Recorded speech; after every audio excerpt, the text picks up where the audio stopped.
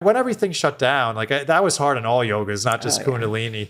Did you find it was the same doing it online, or like either when you taught or like when you were the students?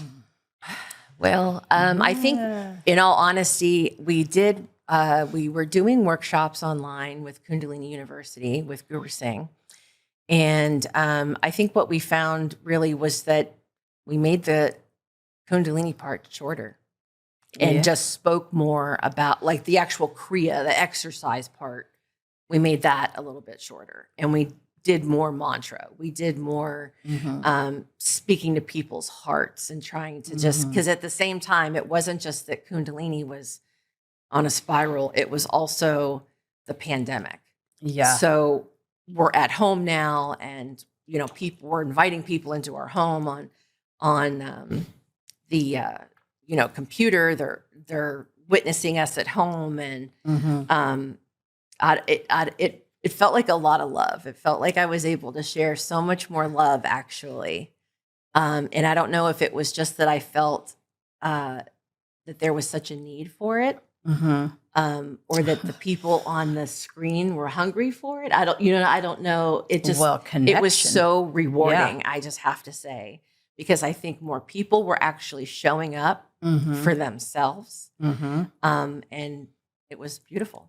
Well, in connection, because, being in a yoga room with group energy. Right. So that is very tough to feel as though you've lost that group energy by being in person. And I feel that being teachers and healers, we can still hold that space to connect with people online and give them still like a heart-filled experience, because we tend to think, oh, well, if we're not having human connection, in person, then what do we have?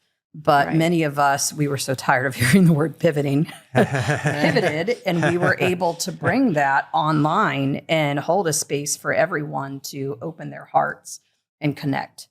Yeah, I found that, and I'll even say this as like a teacher, but I found Kundalini Yoga did lose something online. Like it didn't, because it is energy based. So like when people are chanting like full volume, like it could really get the room rocking, like you feel the reverberation. Absolutely. And there is that like connection when you're in person with pretty much anything, so that I did miss that. I also felt that for sound healing and even Reiki too. Like, as you know, it definitely does work through distance. You can send it through time and space, but there's nothing like an in-person session, when you get that physical touch. And for some reason, I have found it stronger. So, and sound healing, like it as a sound healer too.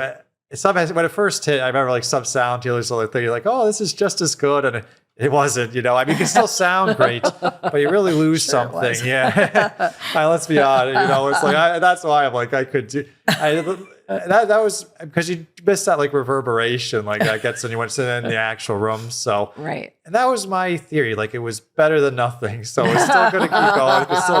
It's still sound nice, but it's like the in-person for some stuff is better, to be honest. But I will say the one plus was for Kundalini Yoga, it did keep me up with my personal practice. That was easier. Like just to put an online video, it was easier to explore more kriyas and meditations. I probably want.